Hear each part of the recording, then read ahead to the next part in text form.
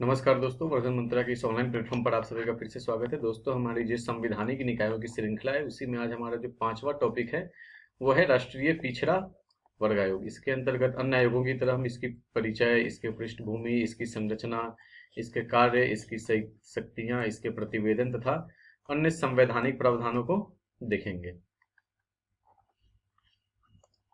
चलिए अपना टॉपिक प्रारंभ करते हैं।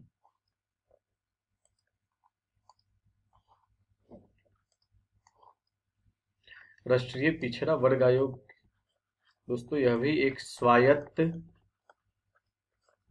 संवैधानिक निकाय है या स्वतंत्र संवैधानिक निकाय है जो किसके लिए कार्य करता है? सामाजिक व शैक्षणिक रूप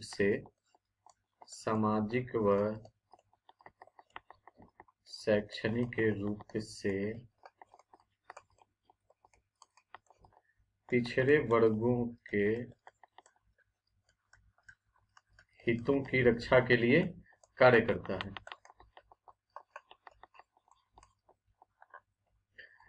पहले जो है यह एक सांविधिक निकाय था। पहले प्रारंभ में यह सांविधिक निकाय था। सामाजिक न्याय व अधिकारिता मंत्रालय के अंतर्गत यह सांविधिक निकाय था, परंतु अब जो है इसको 102वें संविधान संशोधन अधिनियम के द्वारा 102वें संविधान संशोधन अधिनियम के द्वारा 2018 के द्वारा इसको संवैधानिक दर्जा दे दिया गया है। अब जो दर्जा NC/SC व NC/ST का है, national commission for schedule caste, राष्ट्रीय अनुसूचित जाति आयोग, national commission for schedule tribes, राष्ट्रीय अनुसूचित जनजाति आयोग, जो दर्जा अब इन दोनों का था वही दर्जा NC/BC का भी हो गया, national commission for backward classes, राष्ट्रीय पिछड़ा वर्ग आयोग का भी वही दर्जा हो गया है। संविधान में जो शक्तियां, जो कार्य इनको दिए गए हैं, जो शक्तियां व कार्य इनको दिए गए, वही शक्तियां व कार्य national commission for backward commission के लिए भी निर्धारित किए गए हैं।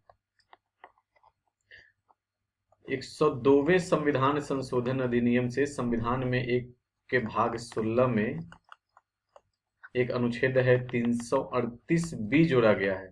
जैसे 338 अनुसूचित जाति से संबंधित है, 338 का A अनुसूचित जनजाति के लिए राष्ट्रीय आयोग से संबंधित है, उसी कड़ी में 338 का B पिछड़े वर्गों के लिए राष्ट्रीय आयोगों से संबंधित है। यह क्या प्रावधान करता है? तो पिछड़े वर्ग, सामाजिक व शैक्षणिक रूप से पिछड़े वर्गों के लिए एक आयोग होगा जिसे हम किस नाम से जानेंगे? राष्ट्रीय पिछड़ा वर्ग आयोग के नाम से जानेंगे। यह क्या करता है? यह आयोग के संगठन, मतलब अर्थात गठन, उसकी संरचना, उसकी कार्य, उसकी शक्तियां, इन सबका वर्णन इन 338 के बी में है। अब इसकी पृष्ठभूमि या इसके ऐतिहासिक पृष्ठभूमि को देखें। मूल संविधान में जो है पिछड़े वर्गों के अन्वेषण के लिए, पिछड़े वर्गों की जांच के लिए एक संविधान में अनुच्छेद का प्रावधान है 340, जो पिछड़े वर्गों की उन्नति के लिए सुझाव देने के लिए राष्ट्रपति जी के आदेश पर एक आयोग गठित किया जाता है, जिसका प्रावधान जो किसमें है? अनुच्छेद 340 में है उसका उपबंध। इसी अनुच्छेद 340 से शक्ति प्राप्त करके 1953 में पहला पिछड़ा वर्ग आयोग काका कालेकर की अध्यक्षता में, आप लोग जानते होंगे कि पहला पिछड़ा वर्ग आयोग किसकी अध्यक्षता में बना था? काका कालेकर की अध्यक्षता में बनाया गया था, जिन्होंने अपनी रिपोर्ट 1955 में दी, लेकिन इनको सिफारिशों को लागू नहीं किया गया। फिर दूसरा जो है 1979 में सबसे फेमस है, जिनकी सिफारिशें लागू हुई थी, VP मंडल आयोग, जिसे मंडल कमीशन के भी नाम से जानते हैं। VP मंडल आयोग की अध्यक्षता में एक आयोग बनाया गया। इन्होंने 1980 में अपनी सिफारिशें दी। इन्होंने 3743 जातियों की उस समय पहचान की जो सामाजिक व शैक्षणिक रूप से पिछड़े थे। इन्होंने इसका जनसंख्या में हिस्सा 52% का बताया। इन्होंने लोक नियोजन में उस सामाजिक व शैक्षणिक रूप से पिछड़े वर्गों के लिए 27% आरक्षण की सिफारिश की। लेकिन 1980 में इनकी रिपोर्ट आ गई, लेकिन 1900 यह लागू होता है मंडल कमीशन की सिफारिश से 1990 में। क्यों 1990 में लागू होता है? तो 1980 में जो मुरारजी देसाई की सरकार थी, जिन्होंने वीपी मंडल की अध्यक्षता में मंडल कमीशन की नियुक्त किया था, उनकी सरकार 1980 में गिर जाती है और इंदिरा गांधी जी की सरकार आ जाती है।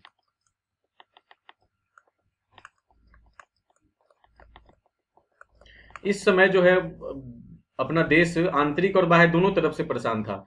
आंतरिक रूप से क्या हो रहा था? तो खालिस्तानी आंदोलन जोरों पर था, जम्मू कश्मीर में वैसे ही अशांति थी। बाह्य स्तर पर क्या था? शीत युद्ध का काल था, शीत युद्ध अपने पड़ोस में वियतनाम तक शिफ्ट हो गया था। सोवियत संघ रूस जो है अफगानिस्तान में इंटर कर गया था।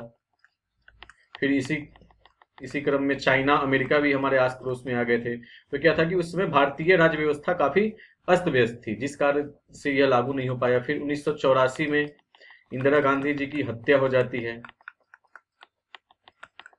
फिर उसके बाद देश में दंगे आगजनी आप सभी जानते ही हैं। 1984 से 89 तक राजीव गांधी जी की सरकार में भी काफी अस्त व्यस्त रहा भारत। 1990 में जनता पार्टी की सरकार बनी, जिसमें वीपी सिंह प्रधानमंत्री बने। वीपी सिंह ने मंडल कमीशन की सिफारिशों को, जिसमें ये 27% आरक्षण है, इसको तत्काल प्रभाव से लागू कर दिया। मंडल कमीशन की सिफारिश कब लागू होती है? 1980 में। इन्होंने रिपोर्ट कब पेश की अपनी? 1990 में लागू होती है। रिपोर्ट कब पेश किया था? 1980 में। फिर से 1991 में नरसिम्हा राव जी की सरकार ने इसमें कुछ परिवर्तन किए। 27% आरक्षण रहने दिया गया, फिर 10% अतिरिक्त आरक्षण की व्यवस्था कर दी। एक बात यहां समझिए कि जब ये 27% आरक्षण यह लागू कर दिया गया मंडल कमीशन की सिफारिश, उस समय आरक्षण लगभग जो है देश में 50% हो गया। 15% एससी को मिलता था, शेड्यूल कास्ट को मिलता है, 7.5% शेड्यूल ट्राइब्स को, और ये 27% हो जाने ओबीसी का हो जाने से ये लगभग 50% का आरक्षण देश में हो गया। और ये 10% अतिरिक्त आरक्षण से लगभग 60% का आरक्षण हो गया। इसी को इंदिरा साहनीवाद में मंडल कमीशन की सिफारिशों को और नरसिम्हा राव जी ने ये जो परिवर्तन किया, इसको लेकर इंदिरा साहनीवाद में चुनौती दी गई। 80 में इसको बोलते हैं इंदिरा साहनी बनाम भारत संघवाद या मंडल संघवाद भी बोलते हैं। इसको सुप्रीम कोर्ट में चुनौती दी गई। इसमें जो सुप्रीम कोर्ट का निर्णय है मंडल कमीशन वाद पे, सुप्रीम कोर्ट का निर्णय, इसके अंतर्गत उन्होंने बहुत से निर्णय दिए कि हम उन्हीं को लेंगे जो हमारे अभी काम का है, हमारे लिए उपयोगी है अभी। सुप्रीम कोर्ट का निर्णय है कि जो 27% आरक्षण है, या कुछ शर्तों के साथ इसको संवैधानिक घोषित कर दिया। 10% जो अतिरिक्त आरक्षण है, इसको अस्वीकार कर दिया गया, क्योंकि संविधान में आरक्षण की व्यवस्था किस लिए गई? सकारात्मक भेदभाव किया गया है कि लोगों के साथ जो है, जो लोग पिछड़े रह गए हैं उनको मुख्य धारा में लाने के लिए उनको आरक्षण दिया गया है, तो सकारात्मक भेदभाव है। अगर सुप्रीम कोर्ट का यह मानना है कि 50% से अधिक आरक्षण हो जाएगा, जैसे 60% हो जाएगा, तो फिर यह भेदभाव फिर नकारात्मक हो जाएगा। इसलिए सुप्रीम कोर्ट ने इस 10% को अस्वीकार कर दिया। तो आरक्षण हमारा कितना रह गया? लगभग 49.5% ही रह गया। फिर तमिलनाडु की सरकार में लगभग 69% आरक्षण था, उसको भी 77वें संविधान संशोधन, नहीं पता नहीं, मुझे वो याद नहीं है। फिर उसको भी केंद्र सरकार ने एक संविधान संशोधन लाकर 1995 में तमिलनाडु की जो 69% का आरक्षण था उसको समाप्त कर दिया। ये सब आप पढ़ लीजिएगा, मैं इसलिए चर्चा कर दे रहा हूँ कि आप उसको यहाँ जाकर घर पे जाकर इसको पढ़ सकते हैं। फिर इसी निर्णय में सुप्रीम कोर्ट ने कहा कि क्रीमी लेयर को जो भी पिछड़ा वर्ग क्रीमी लेयर के अंतर्गत आएगा, उसको इस 27% की आरक्षण की कैटेगरी से बाहर रखा जाए। फिर प्रोन्नति में आरक्षण को, पिछड़े वर्गों के लिए प्रोन्नति में जो आरक्षण था उसको समाप्त कर दिया गया। हाँ, लेकिन अभी भी SC ST के लिए प्रोन्नति में आरक्षण है। जिन सरकार को यह लगता है जिनका प्रतिनिधित्व कम है सरकारी विभाग में, उनके लिए वह SC ST के लिए आरक्षण का प्रावधान किया गया है अभी भी। फिर आरक्षण को क्या किया, यहाँ पे सरकार एससी ने आरक्षण को किसी भी दशा में 50% से अधिक ना हो, इसका प्रावधान कर दिया। फिर इसी में एक अन्य महत्वपूर्ण निर्णय दिया कि सामाजिक व शैक्षणिक रूप से पिछड़े वर्गों के समावेशन व बहिष्करण के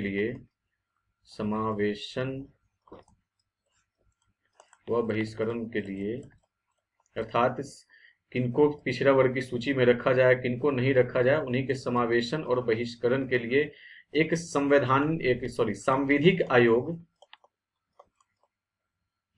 सांविधिक आयोग गठन करने के लिए सरकार से कहा कि संविधिक एक संसद के कानून पास करके एक आयोग का गठन कीजिए। इसीलिए 1993 में इसी निर्णय के आधार पर 1993 में सरकार ने एक राष्ट्रीय पिछड़ा वर्ग अधिनियम संसद से पारित किया। राष्ट्रीय पिछड़ा वर्ग अधिनियम संसद में पारित किया गया और ये उस समय इसे क्या बना दिया गया, सांविधिक निकाय बना दिया गया, या विधिक निकाय या वैधानिक निकाय बना दिया गया। अब यह क्या हो गया, इसको वैधानिक दर्जा मिल गया।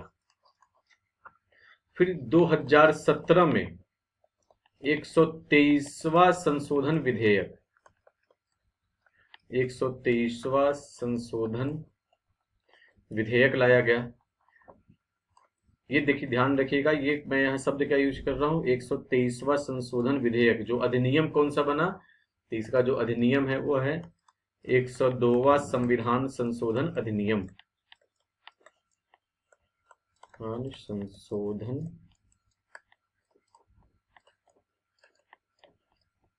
संशोधन अधिनियम जिसकी मैंने चर्चा की थी। इस 102वें संविधान संशोधन अधिनियम से क्या कर दिया गया, ये जो सांविधिक या वैधानिक आयोग था, इसको अब संवैधानिक दर्जा दे दिया गया।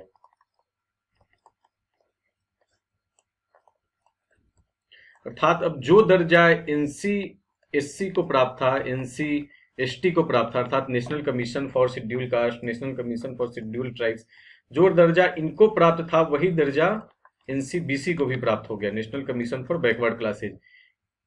जो शक्तियां व कार्य इनको दिए गए हैं संविधान में, वही शक्तियां व कार्य इनको दिए गए हैं। अब देखते हैं 102वां संविधान संशोधन अधिनियम।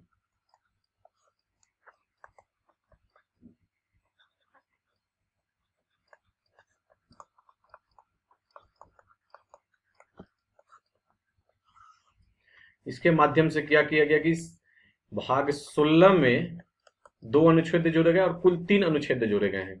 एक 338 का बी जोड़ा गया संविधान में, फिर एक 342 का ए जोड़ा गया और फिर एक 366 का 26 का सी, अगर मैं गलत नहीं हूं तो शायद सी ही है।